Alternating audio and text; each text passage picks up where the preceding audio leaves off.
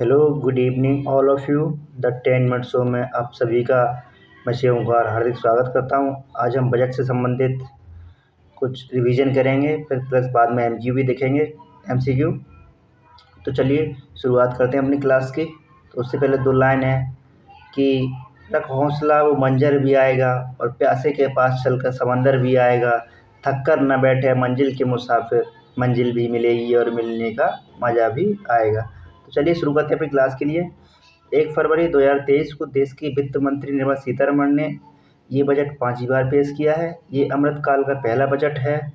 चालू वर्ष का हमारी जो आर्थिक विकास दर है वो 7% होने का अनुमान है। और हमारे जो वित्त मंत्री निर्मला सीतारमण है, इनके द्वारा ये अमृतकाल का पहला बजट है और ये पहली महिला बन चुकी हैं जिन्होंने ये अमृतकाल का पहला बजट पेश किया है। चलिए देखते हैं आगे। प्रति व्यक्ति आय 1.97 लाख हो चुकी है। हम दुनिया की 10वीं से 5वीं सबसे बड़ी अर्थव्यवस्था बन चुके हैं। हमने इंग्लैंड को पीछे छोड़कर ये उपलब्धि हासिल की है। ये हमारे लिए बहुत ही गर्व की बात है। चलिए आगे की बढ़ते हैं आगे और।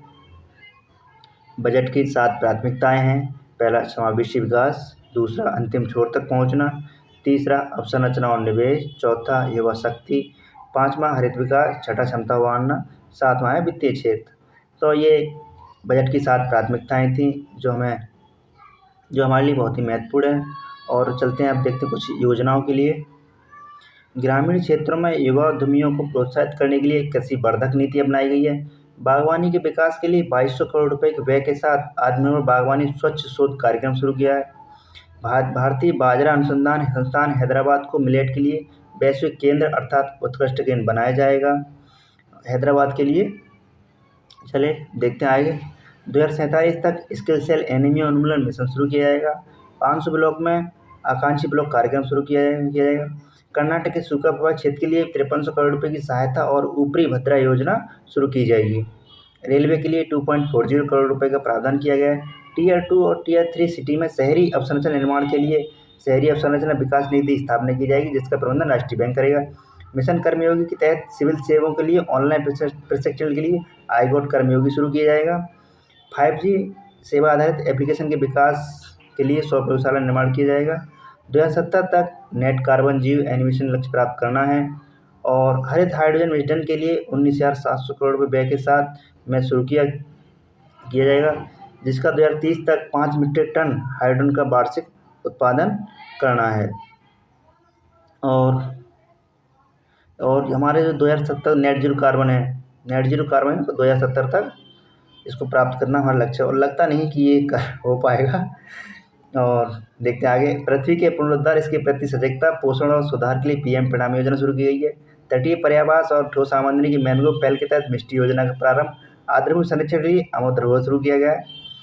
पीएम कौशल विकास योजना 4.0 का प्रारंभ। इसके तहत 30 स्किल इंडिया इंटरनेशनल सेंटर शुरू किए जाएंगे। राज्यों में यूनिटी मॉल का मतलब होता है जिस जिले की जो सबसे फेमस चीज़ होती है वो सभी किसी एक जगह पर मिलना है, तो उनका मतलब यूनिटी मॉल का निर्माण किया जाएगा। 2025 तक 2 वर्ष के लिए महिला सम्मान बचत पर शुरू किए जाएंगे, जिसके तहत 7.5% ब्याज दर पर 2 लाख तक की जमा राशि होने वाली है। 2022-23 के लिए जो हमारा राजकोषीय घाटा है वो 6.5% रहेगा। रिबेट को 5 लाख से बढ़ाकर 7 लाख कर दिया गया है। और व्यक्तिगत आय में स्लैब की सीमा घटाकर 5 कर दी गई है। पहले ही संख्या 6 थी और कर सीमा को टैक्स जो है उसकी छूट की बढ़ाकर 3 लाख कर दिया गया। ये 5 रिबेट हैं, 5%, 10%, 15%, 20% और 30%। भारत में सर्वाधिक रुपए का जो ब्याज भुगतान है वो 20% के लिए होता है। पीएम विकास या पीएम विश्वकर्मा कौशल सम्मान योजना के तहत पारंपरिक जो शिल्पकार हैं, हमारे जो हस्त चीज़ जो बनाते हैं, जो हमारे शिल्पकार हैं, उनके लिए ये पीएम विश्वकर्मा योजना का विकास किया जाएगा। तो ये कुछ महत्वपूर्ण क्वेश्चन थे जो मैंने कराए आप लोगों के लिए। तो आप बताइए कि आपको ये क्लास कैसी लगी। और मैं आपके लिए कुछ एमसीक्यू लेके आया हूँ जी आपने क्लास की, तो आप उनके जवाब दीजिएगा। चलिए देखते हैं। पहला क्वेश्चन है, रेलवे के लिए कितने करोड़ का आवंटन किया गया है। क्वेश्चन दूसरा है, प्रति आय कितनी हो चुकी है। और तीसरा क्वेश्चन है, हमारी आर्थिक विकास दर कितने % होने का अनुमान है। चौथा क्वेश्चन है, हम भारतीय बाजरा, ये बाजरा है, यहाँ बाजरा लिखा हुआ है, अनुसंधान संस्थान कहाँ बनाया जाएगा। हैदराबाद, मुंबई, रायपुर, छत्तीसगढ़। और देखते हैं अंतिम सवाल और सबसे आखिरी सवाल, कर्नाटक के लिए कितने करोड़ की सहायता प्रदान की जाएगी। 5300 करोड़, 5700 करोड़, 5100 करोड़ और 5800 करोड़। ये कुछ MCQ हैं जिनका जवाब आप मुझे कमेंट बॉक्स में दीजिएगा।